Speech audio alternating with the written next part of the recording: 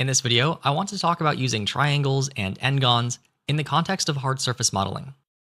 Here I have 4 circles that look identical until we go over and turn on wireframes.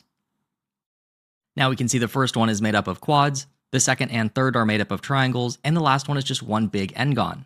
It used to be really common to hear that you should use all quads when modeling, and to avoid triangles and n-gons when possible.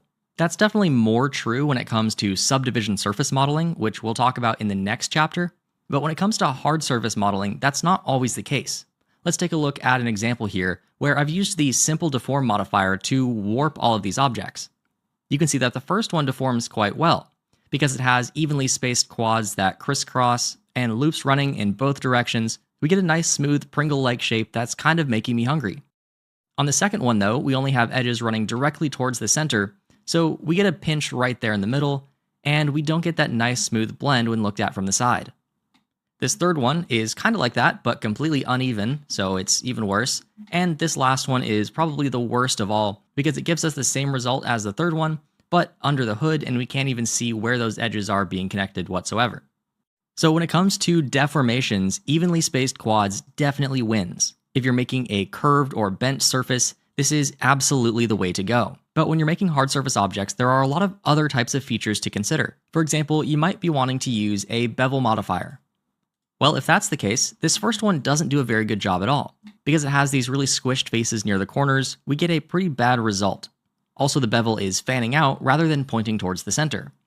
Whereas with this second one, everything was already pointing towards the center, and so the bevel is perfect. On the third one, we have all sorts of these small, skinny, stretched faces, and that gives us the worst result of all. Lots of overlapping, and the bevel is going in all different directions. This last one is also a perfect result, and Blender is able to bevel n-gons extremely well. So this is another great choice. Of course, you could also get a similar result with this object over here if you put an edge loop that runs all the way around outside of it. So if we hit tab to go into edit mode and select the perimeter, E to extrude and scale that up, then that would bevel just fine. But it's also worth noting that this first one has way more vertices than all of the others. If we look at our statistics, which we can enable over in the overlays and statistics, we can see that this first one has 192 triangles. It's made up of quads, but each quad under the hood is 2 triangles, and so we get a total of 192. This second one over here only has 32 triangles, so the poly count is way lower. This third one is even lower still with the triangle count of 30, and this n-gon is also 30 under the hood, because it's just trying to connect everything in the most efficient way possible. So if your use case was exporting to a game engine, you definitely wouldn't want to use the first one, you'd want to use this third one. N-gons are great while working in Blender, but you often can't export them to other programs, so you'll want to triangulate it before exporting. And a quick way to do this, by the way, is to go to the Add Modifier, Generate, and Triangulate, and that will do this work for you. And that way you can still use it as an n-gon in edit mode. I'll turn that off in edit mode so we can just see the n-gon by itself. But then in object mode, everything gets triangulated. And when you export, then this is what you'll see in your other program. I mentioned before that n-gons bevel really well in Blender, so let me show you an example of that.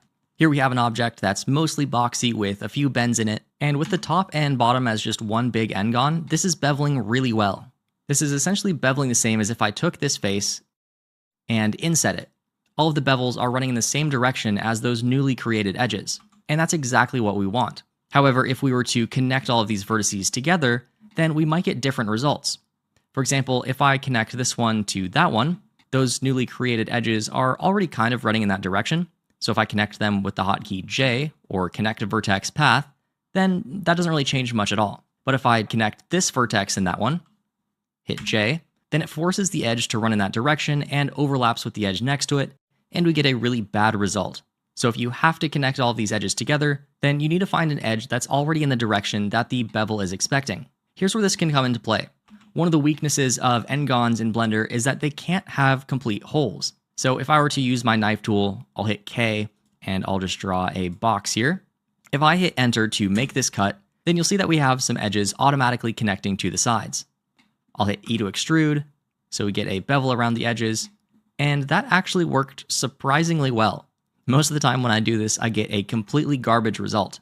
For example, this vertex might be connected to this one, and we get a absolutely horrible bevel.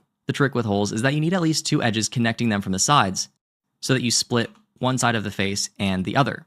So if we only need 2 edges, we can pick whichever ones are already kind of going in the right direction.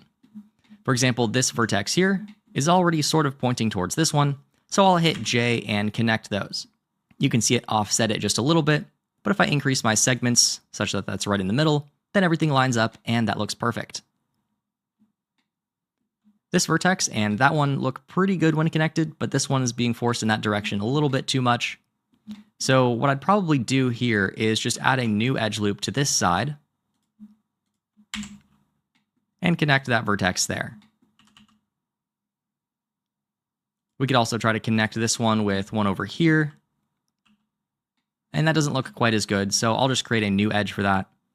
And then we can go ahead and make the rest of these just one big n-gon. So now we have a hole with nicely beveled edges. And now you know that when it comes to creating holes in your geometry and beveling them, you'll probably have to do some work figuring out which vertices of the hole should connect with which vertices of the perimeter. Like I mentioned before though, the weakness of n-gons is that they have to be a completely flat surface. If I move this up even just slightly, then things start to break. If you have a more complex object, you can select everything that should be a flat surface, and then you can either scale it to 0 along the z-axis or whatever axis you're working on.